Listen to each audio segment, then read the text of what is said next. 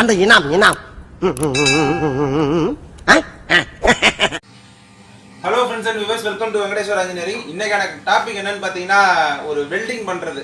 இந்த மாதிரி வந்து ஒரு ஸ்கொயர் டியூப்லாம் வந்து பார்த்தீங்கன்னா வெல்டிங் பண்ணுறது. இதெல்லாம் வந்து பார்த்தீங்கன்னா ரொம்ப ரொம்ப மெலிசாக இருக்கும். நிறைய ஒர்க் ஷாப்பில் பார்த்தீங்கன்னா இன்னுமே இந்த மிஷினுக்கு அப்டேட் ஆகிருக்க மாட்டீங்க. உங்கள்கிட்ட பெரிய மிஷின் தான் இருக்கும்.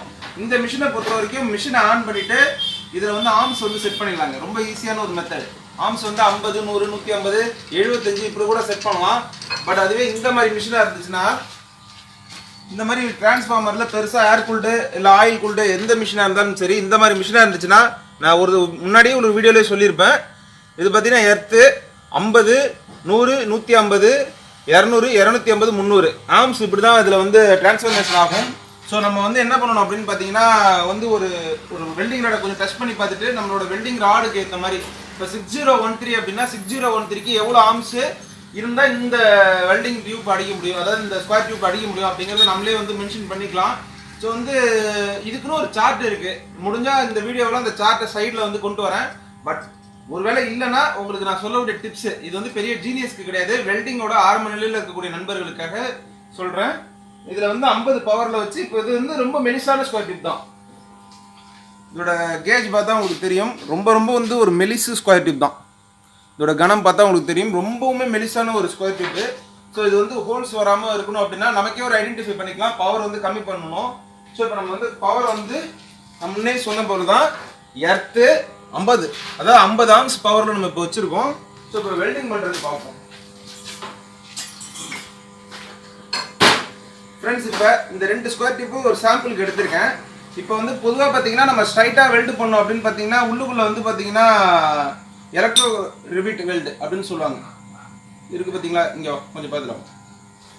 இந்த ஸ்கொயர் டியூப்புக்குள்ளெல்லாம் பார்த்தீங்கன்னா ஒரு வெல்டிங் ஒன்று ஸ்ட்ரைட்டாக போகும், உள்ளுக்குள்ளே ஒரு கோடு மாதிரி சின்னதாக மெலிசாக போகும். இது இந்த ஸ்கொயர் டியூப்புன்னு கிடையாது, பைப்பு எல்லாத்துலேயுமே இந்த மாதிரியான ஒரு இது இருக்கும். ஸோ இது வந்து பார்த்தீங்கன்னா எலக்ட்ரோ ரிவிட் வெல்டுன்னு சொல்லுவாங்க. ஸோ இது உள்ளுக்குள்ளே இருக்கும்.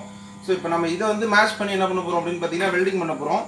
நம்ம வந்து ஸ்ட்ரைட்டாக வெல்டிங் அடிக்கணும் அப்படின்னா, ஒன்று வெல்டிங் பண்ணி ஒரு டாக்கா பண்ணிட்டு பெண்டு ஸ்ட்ரைட் வாங்கணும். இல்லைனா ஏற்கனவே ஒரு ஸ்கொயர் டியூப் இருக்குன்னா அது மேலே வச்சு இப்படி ஸ்ட்ரைட்டை வச்சுக்கிட்டு நம்ம வெல்டிங் பண்ணலாம். ஸோ இப்போ நம்ம வெல்டிங் பண்ணுறதை பார்க்கும்போது இதை பாருங்கள், இது பெரிய இரும்புகளில் வெல்ட் அடிக்கிற மாதிரி வந்து பார்த்தீங்கன்னா ஒரே ஸ்ட்ரைட்டாக வெல்டிங் எடுக்க முடியாது. அப்படி இழுத்தா எப்படி இருக்கும் அப்படிங்கிறத நான் உங்களுக்கு காட்டுறேன். அப்படியே வீடியோ ஸ்கிப் பண்ணாமல் பாருங்கள்.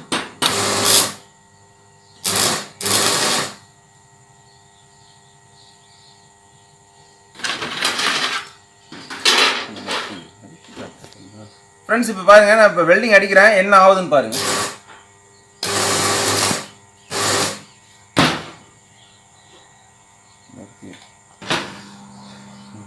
ஃப்ரெண்ட்ஸ் இப்போ வந்து ஒரு சின்ன டிப்ஸு, அதுக்கு தான் வந்து வீடியோ ஸ்கிப் பண்ணாமல் பாருங்கள் அப்படின்னு சொல்கிறேன். வெல்டிங் ராடை எடுத்த உடனே பார்த்தீங்கன்னா பீஸில் வச்சிங்கன்னா இந்த மாதிரி ஒட்டிக்கிட்டு அது பார்த்தீங்கன்னா எர்த்து வந்து க்ளீனாக கிடைக்காம இருக்கும்.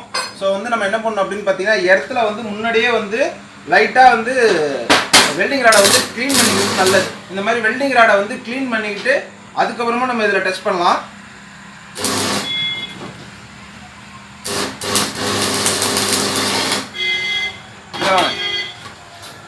இப்போ உங்களுக்கு தெரியுது, அப்படியே அந்த பைப்பே வந்து பார்த்தீங்கன்னா ஹோல்ஸ் ஆயிடுச்சு பாருங்க.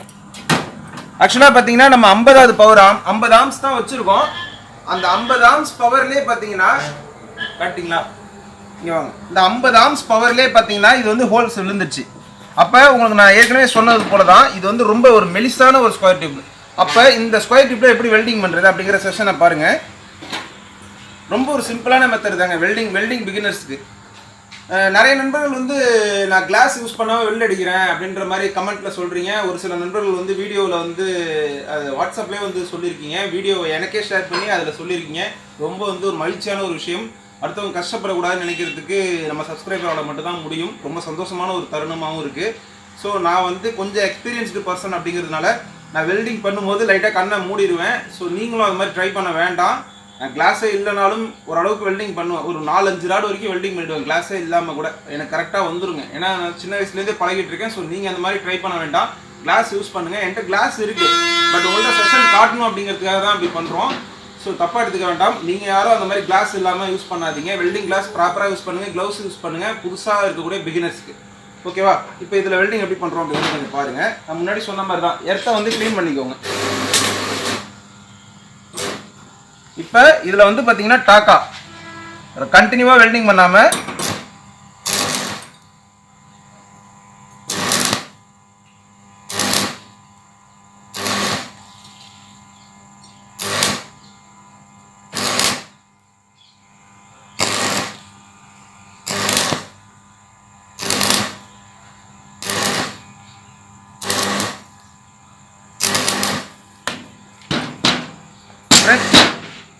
ஃப்ரெண்ட்ஸ் இப்போ பார்த்தீங்கன்னா நம்ம வந்து இதை வந்து இந்த பகுதி வந்து வெல்டிங் பண்ணியிருக்கோம்.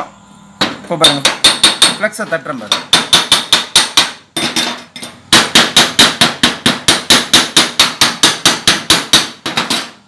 இப்போ பார்த்தீங்களா இந்த பகுதி நம்ம இப்போ வந்து வெல்டிங் பண்ணியிருக்கோம். அதே ஆப்போசிட் பாருங்கள், நம்ம கண்டினியூவாக வெல்டிங் பண்ண ட்ரை பண்ணால் இது ஹோல்ஸ் ஆகிடும். ஸோ ஒவ்வொரு டாக்காவும் வெல்டிங் பண்ணி அப்புறம் கண்டினியூவாக ஒரு ரன் இழுத்துடலாம். இப்போ பாருங்கள் இது கண்டினியூவாக வெல்டிங் அடிக்கிறேன் இது மேலேயே.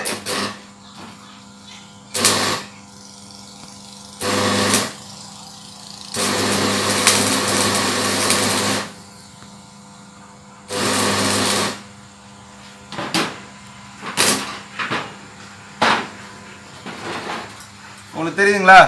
கண்டினியூவாக இதில் நான் வெல்டிங் பண்ணியிருக்கேன். அதே ஹோல்ஸ் உள்ள பைப்பு தான். இதோ பாருங்கள் கண்டினியூவாக வெல்டிங் பண்ணியிருக்கேன்.